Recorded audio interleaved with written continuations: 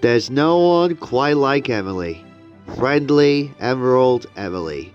You don't need to ask her twice when you want some sound advice. All those who know Emily knows what's shown especially. She's got that certain you-know-what. There's no one quite like Emily. Yes, I know, I completely borrowed that phrase from her song. But that just describes Emily in a nutshell, I think.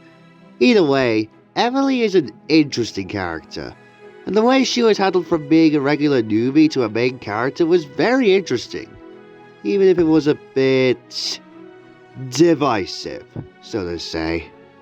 This is the first female character we'll be covering in this marathon.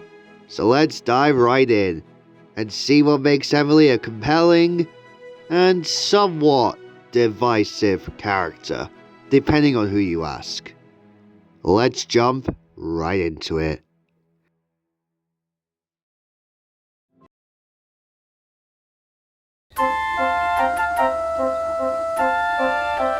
Emily is a kind, caring, helpful, and intelligent engine who speaks with a Scottish accent, or with an American accent if you've watched the US dub.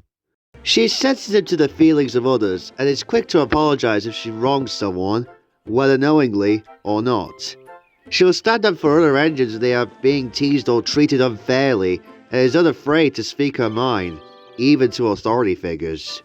Emily often acts as a level-headed voice of reason, particularly when the other engines jump to conclusions or when a friend needs moral support. She is also a very competent, clever, adaptable, and quick-thinking engine, and as such is often relied upon for advice, a trait which eventually led her to becoming the railway's official safety engine. Though Emily could occasionally come off as bossy, rude, or impatient, these traits are usually unintentional on her part and come from a place of concern for the well-being of others. She does, however, have occasions where she can be quite vain or overconfident, usually as a result of feeling she knows best, though once brought back down to earth, she's always sure to make amends. In terms of Emily's VAs, like Edward, she hasn't really had that many in terms of the show's run. Only 3 VAs have voiced her, the first of these being Teresa Gallagher, who voiced her in the UK dub. Gallagher does a great job of bringing Emily to life in the CGI series, regardless of which era you're in. And I like how she keeps the Scottish accent Angelus gave her in the model series, for the UK dub at least. Next is Jules de Jong, who voiced Emily in the US dub. I don't have that much to say other than I really like Jong's voice for the character. She's definitely one of the best VAs for the US dub of the show. In fact, I liked it so much that I did some edits in the past on the UK dub, with Jong edited into it. All of these though are sadly blocked. Thanks a lot, Mattel. But I certainly had a fun time doing these. And last is Rachel Miller, who voiced Emily in those god-awful YouTube shorts like the stupid birthday wishes shorts. That was just a fest. Anyway, again, I don't have that much to say other than I quite like Miller's voice for her. I don't like it as much as Gallagher's and Jong's voice for the character, but it's not too bad. A perfectly fine Emily voice.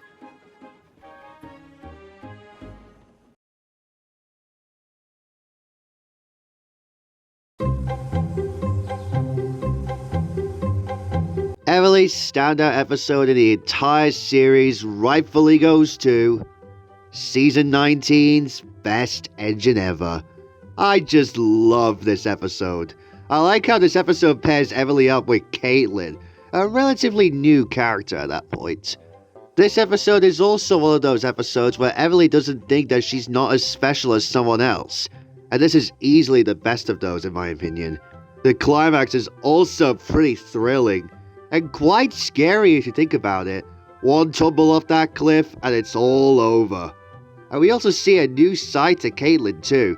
A side to her where she's self-conscious of her skirt being damaged. That was neat. This is definitely the best episode starring Caitlin. And is also Emily's best episode of the entire series, hands down. easily one of Season 19's bests. Now, before the CGI stuff started, Emily went from being a usual newbie to a gradual main character, and that was neat. But it came as a result of a character change come Season 8. As James A. Williams puts it, she went from being kind, caring, helpful, mature, compassionate, and always sensitive to the feelings of others, to a fussy, rude, rebellious, and bossy bitch to the others. As for where I stand on this, I'm honestly kind of conflicted. On the one hand, I like how they expanded her character a bit, showing a different side to her. But on the other hand, it could get a little too much to bear, especially in colloidal engines. And particularly in 2 episodes of Season 8 that I hate with a burning passion. Not as much as Chickens to School or Henry and the Wishing Tree, but they're still very bad episodes. Those are, of course, Emily's Adventure and As Good as Gordon. They're both terrible. But my pick for the worst of the 2 is Emily's Adventure. Emily is just written at her worst. Not just in Season 8, but in general. Her having a go at poor Trevor just hurts me. But the worst part of this is the moral. As Good as Gordon may have been terrible, but at least it has a good message of being patient, even if it was horribly executed. As for this, the moral of this is to just ask nicely to get what you want. Well, gee, of course you have to ask nicely to get what you want. Kids are going to know that by now. Jeez. The only positive thing I can say about it is that the storm sequence was cool. But that's not enough to save this terrible episode. Easily Emily at her worst. As Good as Gordon and Excellent! Emily are close seconds. The former for just how horrible Emily treats the other characters just because she was impatient. And the latter not only for being so underwhelming compared to last season's Emily's rubbish, but also for being a part of the worst season ever, and for how unbelievably dumb Emily was in this episode. This was the first season to start the trend of where the characters would start to act more dumber than they were in seasons 8 through 11, and it easily shows. Like, why would Emily just stop on flooded tracks? And, well, gee, of course they would sink under her weight. Why, Emily, would you stop there? Oh, right, plot. Oh, of course. God, I hate this season so much.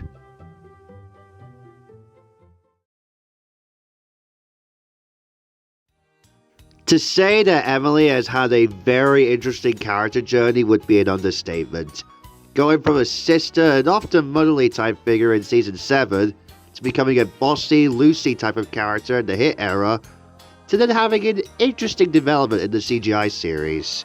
Especially in the Predator era. It really felt like the writers of the CGI series didn't really know what to do with her, and they just wrote whatever with her. It's honestly kind of linear in retrospect. But in all seriousness, Emily is still a very unique character. Not as memorable as characters like James or Percy, but she's still better than the one-hit characters introduced in the hit era. Emily is a one-of-a-kind character for the show depending on the era, and that makes her one of the most well-known in the show. And that concludes another Character Highlight Reel Part 2 episode. We only have 2 more characters to cover, guys, and they're going to be interesting to say the least. Yes, in the next episode, I will finally be looking back at Nia and Rebecca. I will be starting with Nia. I think her episode will be interesting to say the least. If you guys want to stay tuned for that though, make sure to leave a like and subscribe to not miss out on the newest content. Until next time, bye guys.